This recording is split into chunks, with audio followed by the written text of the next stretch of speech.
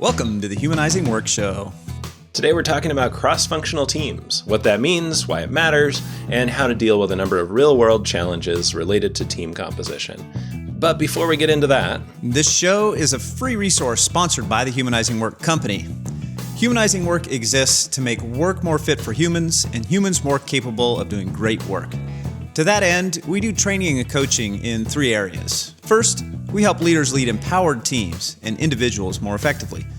Second, we help product people turn their ideas into good experiments, visions, and backlogs. Third, we help teams collaborate better to produce meaningful outcomes on complex work. If you or your organization would benefit from better leadership, better product management, or better collaboration, and if you find our vision for human-centric work compelling, we have capacity to take on a few new clients in 2024. Visit the contact page on humanizingwork.com and schedule a conversation with us. Now, on to today's topic, cross-functional teams. all right, let's start by defining the term. A cross-functional team, in the Scrum sense, which is how we use it, means a team that has all the skills needed to deliver an increment of value to a customer or a user. So, for example, on a cross-functional software team, there will be team members who collectively have all the skills to work in any layer of the system. They don't have to go ask another team to make, say, a database change for them. To put it in a non-software context, think of a restaurant kitchen. A cross-functional team there means having every skill in the kitchen to be able to actually produce a complete meal for a customer. Why does this matter? Well, methods like Scrum, or really any way of organizing work that involves increments of value as the primary work item type, methods like that are built on the assumption that you have a cross-functional team. Everything in Scrum assumes cross-functional teams. Now, does this mean that's the only way to work? Of course not. But what it does mean is that if you don't have a cross-functional team, you can expect other things in Scrum to break, or at least to not work as intended. You won't get the full benefit of short sprints with planning at the start and review at the end. If planning sounds like, we'll work on these items and we might get some of them done, but it depends on what other teams do. And then the review sounds like, here's a bunch of stuff we worked on, but we're still waiting for dependencies to get done to be able to demo anything. In that situation, you just have project management check-ins on a regular cadence. You're not benefiting from a short cycle time and real feedback on real completed product increments. This, by the way, is one of the big reasons people don't experience their company's, quote, agile transformation as actually making their work better. It's just new words and more meetings. The cross-functional team really is a foundational practice for any agile method to work. Now, you may be thinking, that's great, guys, but you don't know my situation. I can't just make that kind of cross-functional team happen. So let's talk about some real-world challenges, some variations, and some trade-offs. There are some consultants who go so far as to refuse to work with an organization that's unwilling to restructure into cross-functional teams. We much prefer to meet the organization where it is and acknowledge that there are trade-offs in any big change. And for most organizations, restructuring into cross-functional teams is a big change. Most organizations aren't starting there. So we want to talk through how we deal with the real challenges and trade-offs we've seen with our clients. All right, let's start with this challenge. If I make my team fully cross-functional, it's going to be too big.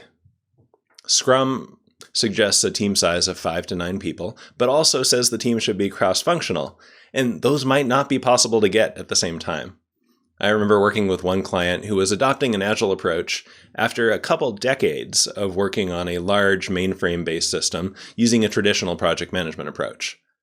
Because of the approach to their work and the size of the system, developers had become very specialized. They could each only work on a small part of the system. When we figured out what skills would be required to make a cross-functional team, and then did a self-organizing team formation exercise with all the potential team members, we landed at about 20 people on a team. This obviously is way bigger than the max size for a Scrum team, according to the Scrum Guide. So we were faced with a dilemma. Do we let the team be too big, or do we let the team be less than fully cross-functional? In that case, the client decided that for the change that they wanted to make in their work, it was better to have a too large team. Yeah, it would make communication less efficient, but it kept complexity inside the team and it let them practice collaborating on complete increments of value in a way they never had before. Now, they didn't want to stick with the too large team forever, So they built cross-training into their work with the goal of being able to split into 2 cross-functional teams that could work on that same backlog in a year. What I like about this approach is that it had a strategy for a decent short-term setup and an ideal long-term setup. If they'd done the reverse, if they'd set up 2 small non-cross-functional teams, each doing a part of an increment of value, basically 2 component teams, they would have had to do lots of coordination across those 2 teams to get anything done. They never would have gotten to practice working in a real agile way, collaborating on complete increments of value, and they really wouldn't have had a context for cross-training to get small cross-functional teams in the future. Those small component teams would actually have been a strategic dead end. So if you're thinking, I'd love to have a cross-functional team that could deliver a complete increment of value, but it would just be too big to be a Scrum team, our advice is let it be too big. Better to have a bigger team for a while than to split the complexity and value across 2 teams. Then cross-train so you can split into 2 smaller cross-functional teams down the road. Another challenge that came up for me sounded like this. Different parts of an increment of value have really different kinds of work, and they don't really require collaboration. This one specifically was made really clear to me when I was working with a pretty well-known company that sold hardware products that had embedded software as part of that product. And their research and development team, their R&D team, wanted to adopt Scrum. But the hardware and software parts of the project had very different skill sets. There were mechanical and electrical engineers on the hardware side, and then software developers and physics PhDs on the software side. They really didn't need to do a lot of collaboration, and the conventional wisdom of having them form a tightly integrated cross-functional team didn't seem like a logical fit. While an increment of value may require changes to both the hardware and software parts of a team like that, the work involved in each is so different. Different specialists, different kinds of tasks, even a different natural cadence for feedback loops, that it may make sense, and it did in this case, to have 2 different teams that coordinate closely together. One for hardware and one for software, each of which is cross-functional within its own domain. So that's how we set it up, and then we just made sure to meet regularly for alignment and visibility. We wanted to make sure that the 2 teams were working towards the same goals and features, and then were aware of each other's timelines. And then they focused on integrating as often as possible, which was much more frequently than they had done prior to this adoption. That part took a few sprints to get right, the integration piece and how to make things visible, but it quickly became a really effective way for them to work. Next challenge. What if you only have one person with a certain specialty, and that specialty is needed on more than one team? Some flavor of this one is pretty common, because if you haven't staffed for cross-functional teams from the beginning, you almost always have one or more skills that would be understaffed when you go to cross-functional teams. Let's look at an example. One client I worked with had this challenge with a database expert who was a crucial resource for multiple teams. Each team's work often required complex database modifications and optimizations. So they started by trying to make the database expert sort of a consultant for both teams, but he quickly became a bottleneck. To address this, we turned to the theory of constraints, 5 focusing steps. The first step, identify the constraint, was clear. It was that one database expert. The next steps, exploit and subordinate, involved maximizing the expert's time and aligning the team's work to his availability. So on the backlog and in sprint planning, teams would plan out what needed database expertise and when, and sometimes they had to pull less work into their sprint to account for the limited capacity of the bottleneck skill. Next step, elevate, was crucial. It involved addressing the constraint head-on by increasing the database development capacity. And they did this in 2 ways. First, in the short term, by training other team members in database tasks so they could reduce that dependency on the expert for less complex issues. And then second, they initiated the process of hiring or contracting another database expert. This was a longer-term solution, but it was crucial for this to be sustainable and for them to scale over the long term. What I liked about this approach was that it acknowledged the reality of the constraint. We only have this one person and every team needs them, but then dealt with it pragmatically.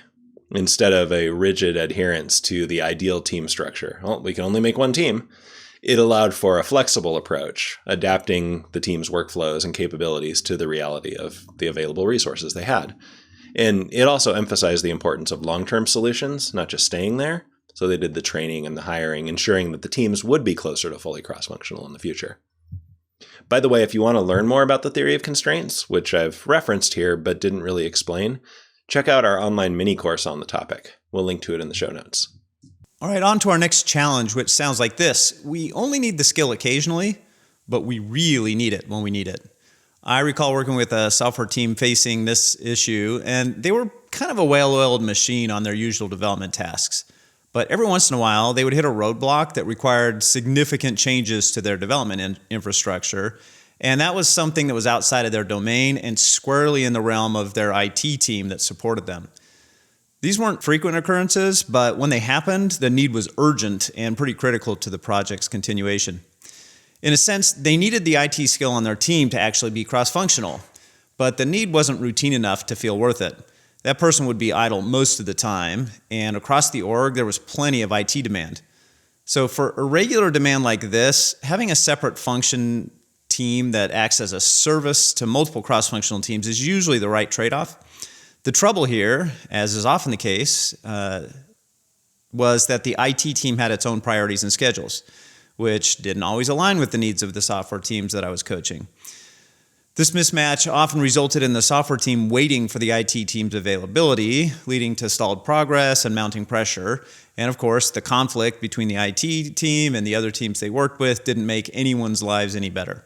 So we worked with that IT team to establish a Kanban system with demand prioritization and classes of service for work of different levels of urgency.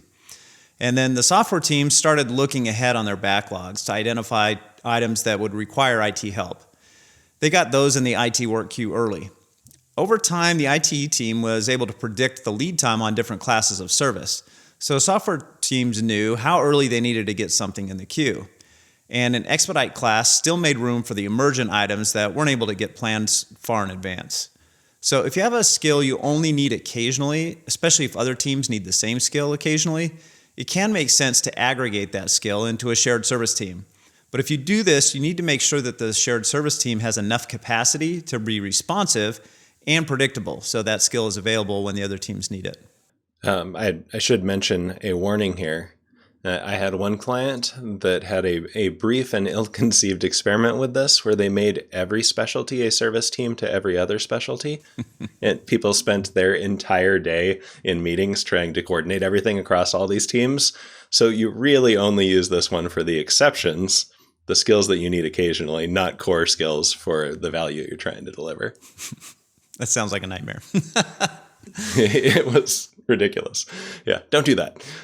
Save this for the exception. All right, let's do another one. We can make cross-functional teams of T-shaped people, like the whole Agile community talks about, but sometimes we really just need the specialists working together. For example, maybe you have the database people spread across 3 teams, but you'd really like them to be able to collaborate amongst themselves on the data modeling for some tricky new concept, and that can't happen in any one of these cross-functional Scrum teams. I've seen this before. The move here is to optimize for the standard case and work around the exceptions. Build the cross-functional team. Then when you really need a working group of specialists across teams, block some capacity in their respective teams so they can work together on a concrete problem for a limited duration. It works best if you scope this work to just what the specialist team can uniquely do, and then you have them provide some artifact back to their cross-functional teams to develop further. In my experience, it actually turns out to be pretty rare that the specialists need to do dedicated work together.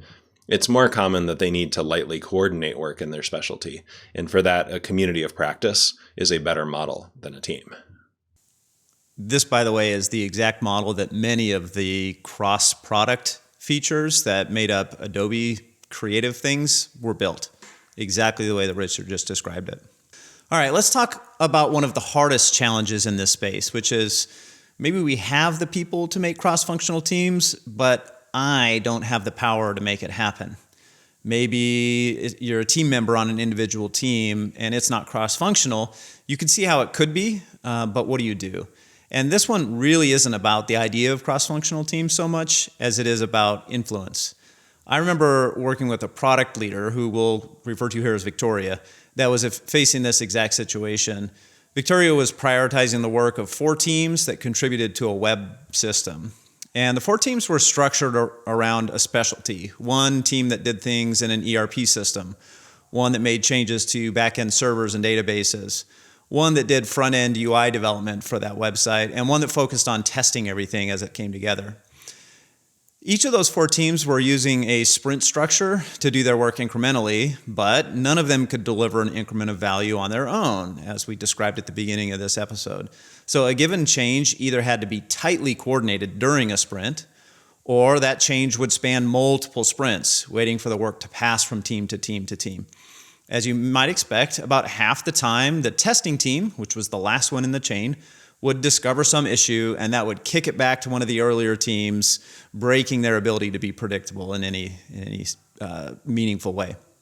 Now, Victoria really wanted to form 1 or 2 cross-functional teams across those specialties, but the people on those teams didn't report to her.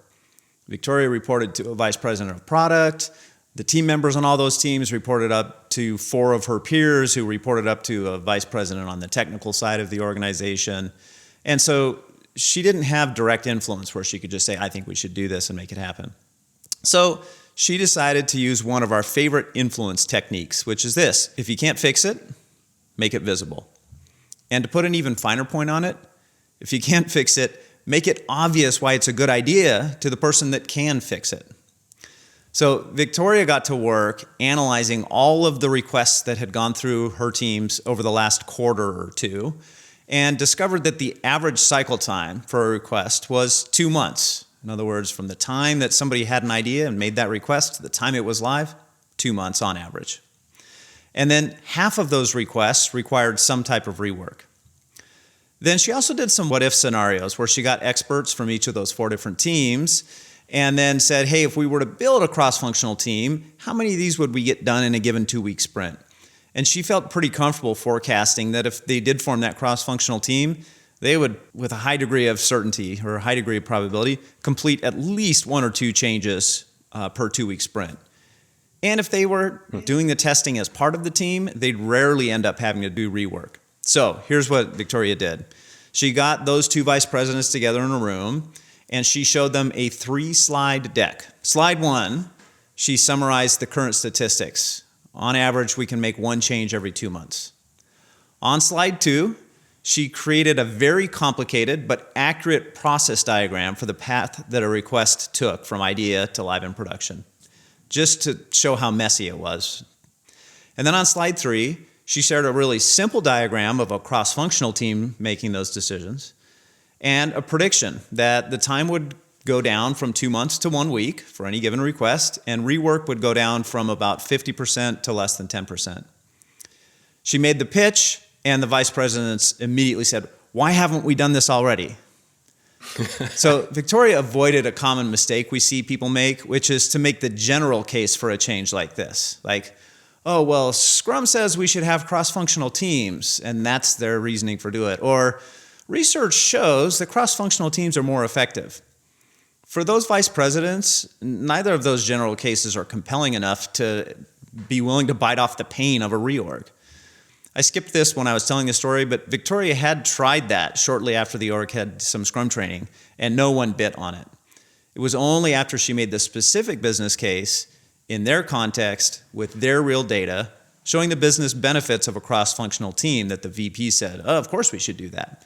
So if you don't own the decision, then make the benefits and trade-offs visible to whomever does. In this episode, we've explored what cross-functional teams are, why they're crucial to Agile methods like Scrum, and how to navigate some common challenges in creating and maintaining these teams. Remember, the goal of cross-functional teams is to enhance collaboration, efficiency, and the ability to deliver complete increments of value. While it's not always easy or straightforward to create the ideal team composition, understanding the principles and then being flexible in your approach can lead to significant improvements in how your teams operate and deliver value. Thanks for tuning in to this week's Humanizing Work show. We hope today's discussion helps you think differently about team composition for your organization and what's possible even in challenging situations. Don't forget to subscribe and follow us for more discussions on making work more fit for humans and humans more capable of doing great work. See you next time.